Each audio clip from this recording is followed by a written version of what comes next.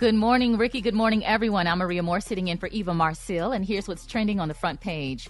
The governor of Mississippi has declared a state of emergency for the city of Jackson after the region was hit with heavy rain, causing its main water treatment plant to fail, leaving residents without enough water to flush toilets or fight fires.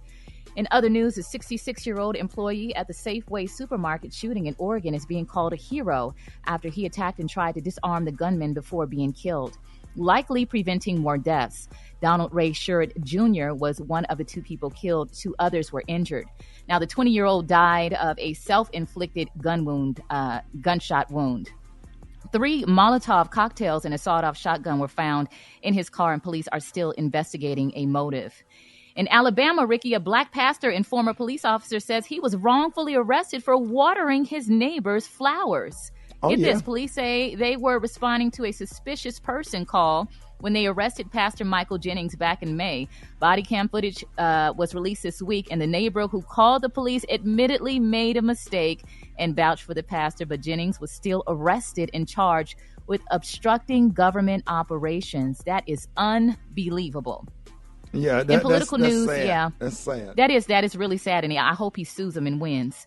In political news, the Justice Department completed its review of classified documents taken from former President Donald Trump's Mar-a-Lago estate in Florida earlier this month. Trump's lawyers had requested an outside master to oversee the review, but yesterday's filing seems to suggest that request will not happen.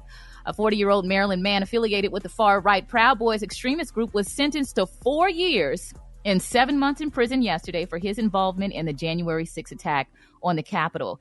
During the attack, this particular rioter came face-to-face with Senate Democratic leader Chuck Schumer and his security detail. These folks are so bold, so I hope they have a good time in jail.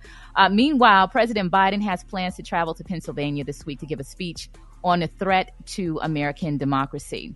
I'm Maria Moore in for Eva, and that's what's happening in news. Rock T, what you got in sports? Man, you already know there's only one thing to talk about, Maria. That's the queen. Yeah, she was showing out last night. Serena Williams, she wins her first round match at the U.S. Open in front of a sold-out, star-studded crowd. She looked amazing, man. She looked like her old self. She was playing like she was 25, even though she's 40, almost 41. The serve was deadly. She had that swag. It was deadly. She was rocking that black Nike outfit with silver sparkles. Even she had sparkles in her hair just to bring it all together. She had the way she walked out with the cape and the coat. If y'all, man, listen, she's amazing. Definitely the GOAT, man. She had her daughter Olympia was my favorite part because they put the camera on her and she had her hair braided with the vintage white beads that Venus and Serena used to rock back when they were kids, when they first got into tennis and became professionals.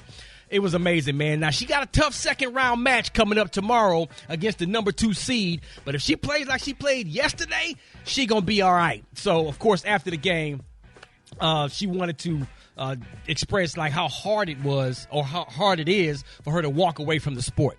I think when you're passionate about something and you love something so much, it's always hard to like walk away. Sometimes I think it's harder to walk away than to not. And that's been the case for me. And so I've been trying to decide for a little while what to do. But you clearly still love this game. I do. It's part of your DNA, yeah. Yeah, I do. Also, I love it because it keeps you fit, you know? So that's a bonus.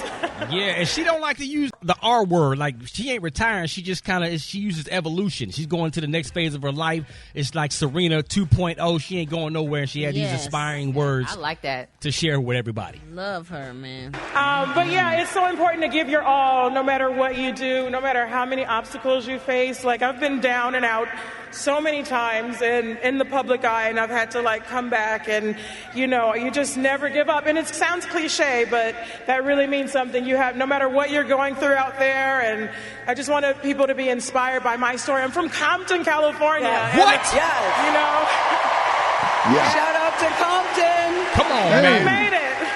Let's go. And, of course, man, before she left, she had to just thank everybody one last time. And keep in mind, this is still the first round of the U.S. Open. Just keep coming out and supporting me as long as I'm here. Know that I love you so much, and I'm so excited to be here. Let me tell y'all something. If y'all didn't see her walk into that stadium, I got it posted on my Instagram at RockTHolla. Go check it out, man. She's the greatest of all time. Not just in women's sports, but in sports in general. You got to put her up against, right there when you mentioned Michael Jordan, Muhammad Ali, and some of the greats. Oh, yeah. You got to put Serena right there with them.